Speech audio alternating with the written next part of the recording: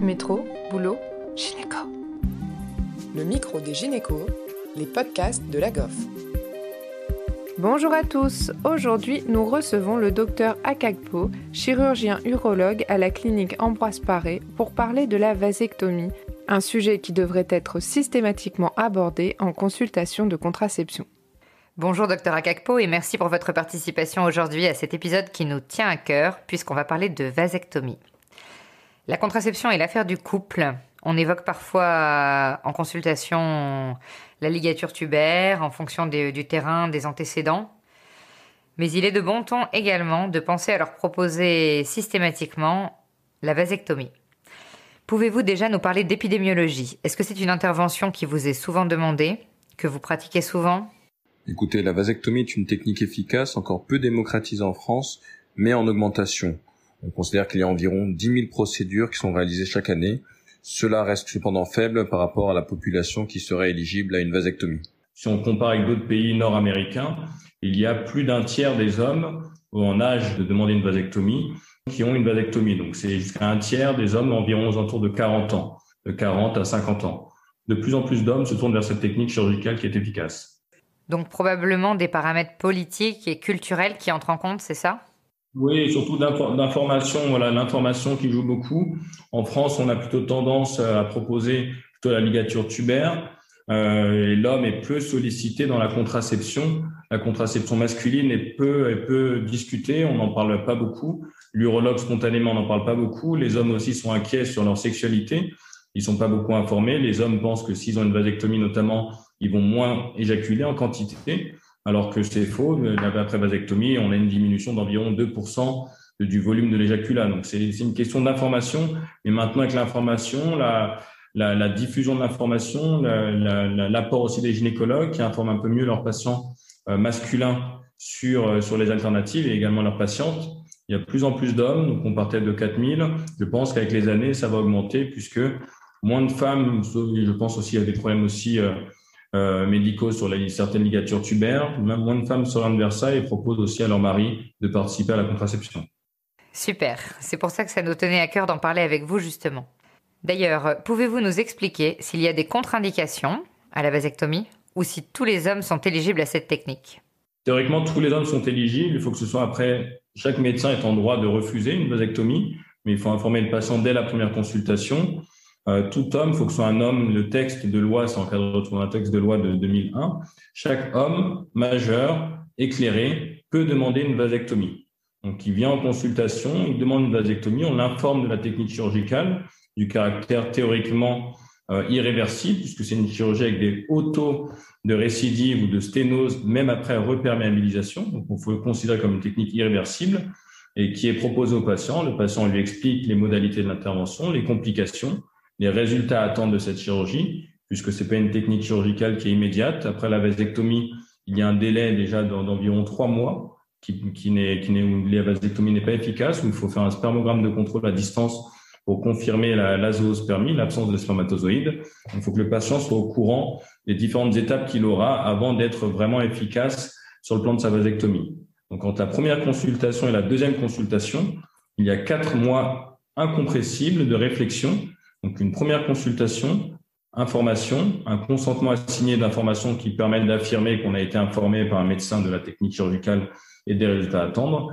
Puis, une seconde consultation à 4 mois où le patient confirme sa volonté de vasectomie et nous donne son consentement secondaire de réalisation de la vasectomie. Et là, on lui donne une date opératoire pour la vasectomie. Il y a 4 mois obligatoires entre les deux consultations. Nous, on a ce même délai de réflexion de 4 mois pour la ligature tubaire.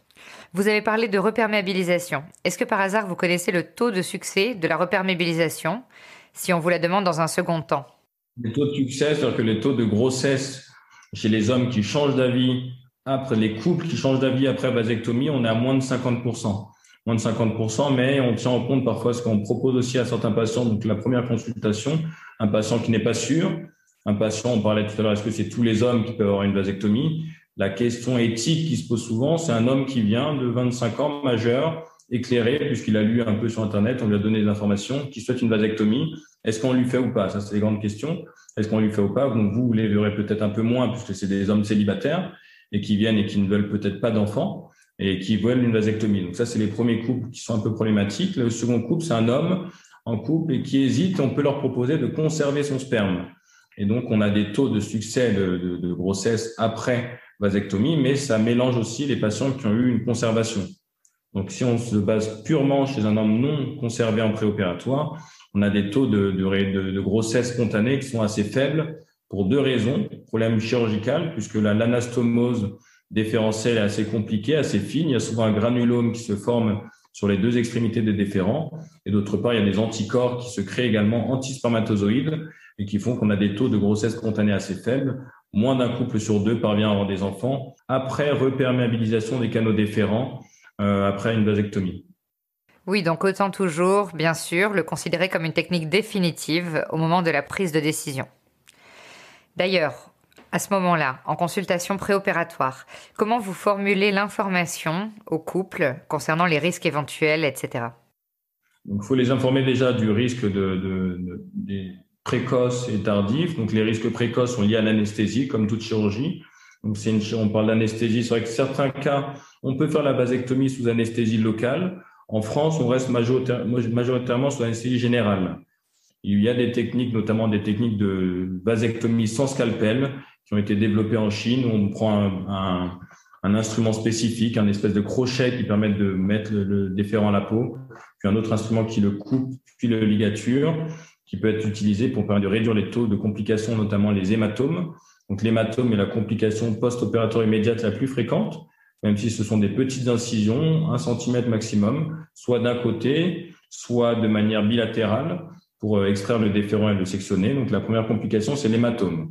Deuxième complication, c'est l'infection du site opératoire, puisqu'il y a l'incision qui est faite, il peut y avoir une infection au niveau du scrotum, qui n'est pas fréquente. On considère que les complications post-opératoires immédiates sont d'environ 1 à 4%. Donc c'est pas beaucoup, mais il faut les informer du risque d'hématome, d'infection, risque lié à l'anesthésie, risque de douleur. Il y a certains patients, c'est une zone qui peut être sensible chez certains hommes. Donc la complication aussi, la douleur chronique ou la douleur aiguë post-opératoire est à mentionner au patient. Il faut le rassurer, comme je le disais tout à l'heure, sur le volume de l'éjaculat, sur les érections, sur la libido. Il n'y a pas de changement sur ce plan-là, mais le risque principal, c'est l'hématome et qui peut se compliquer localement d'une complication testiculaire. On peut avoir à l'extrême un risque d'orchidectomie, mais là, c'est pour alerter, mais c'est pas du tout fréquent, c'est très rare.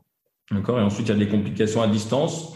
On parlait tout à l'heure qu'on mettait une ligature souvent non résorbable sur les extrémités des déférents qui ont été coupés. Il peut y avoir des granulomes, donc une formation un peu indurée au niveau des déférents. Et donc là aussi, ça peut gêner sur le plan esthétique. Et certains patients gardent des douleurs un peu chroniques locales après la vasectomie. Mais je rappelle que ce sont des complications qui sont très rares, donc 1 à 4%. Il faut informer le patient, mais ce n'est pas des complications fréquentes. J'ai entendu parler aussi d'éjaculation douloureuse, mais c'est assez rare et quand ça arrive, c'est uniquement en post-opératoire immédiat, c'est bien ça ? Ça arrive. Donc l'éjaculation douloureuse, déjà, c'est recommandé d'éjaculer après une vasectomie, puisque pour l'efficacité de la technique, on considère qu'il faut 20 à 30 éjaculations après la vasectomie pour faire, entre guillemets, une purge testiculaire après la vasectomie et pour obtenir un spermogramme sans spermatozoïdes à 3 mois post-opératoire. Et donc, certains patients, en effet, se plaignent de douleurs à l'éjaculation, douleurs aussi de l'épididyme qui peuvent être présentes après l'intervention, mais qui sont encore une fois rares. Eh bien, en tout cas, merci beaucoup pour cet épisode axé urologie, mais finalement assez féministe. Je ne sais pas si vous voudriez ajouter quoi que ce soit. Non, je pense qu'il faut en parler aux patients lorsque vous avez des couples que vous recevez en consultation qui recherchent une méthode contraceptive, si le couple est stable, il n'y a pas de désir d'autres enfants dans le couple. C'est une technique qui est de bonne qualité, efficace, qui marche bien, on est encore un peu timide en France, mais qui est très efficace quand on compare aux États-Unis, au Canada. C'est une technique qui est réalisée de manière beaucoup plus classique, beaucoup plus banale que nous en France. Et je pense que ça va venir au fur et à mesure pour rassurer les hommes. Et surtout, beaucoup pensent qu'ils vont perdre leur virilité après la vasectomie. Donc, alors que ça change pas du tout le taux hormonaux de testostérone, ça change pas l'érection, ça change pas la libido, ça change rien. Juste après, par contre, il faut que le patient soit au clair avec lui-même, qu'il n'ait pas d'autres désirs de grossesse. Voilà, ils ont toujours la sécurité de conserver. Merci au Dr Akagpo et à Océane Pêcheux pour cette interview. Merci à tous de nous avoir écoutés aujourd'hui. Rendez-vous la semaine prochaine pour un nouvel épisode. Vous retrouverez toutes les ressources et références de ce podcast dans la description et surtout, n'hésitez pas à vous abonner à la chaîne, à lui accorder 5 étoiles, voire même à en parler autour de vous. Métro, boulot, gynéco.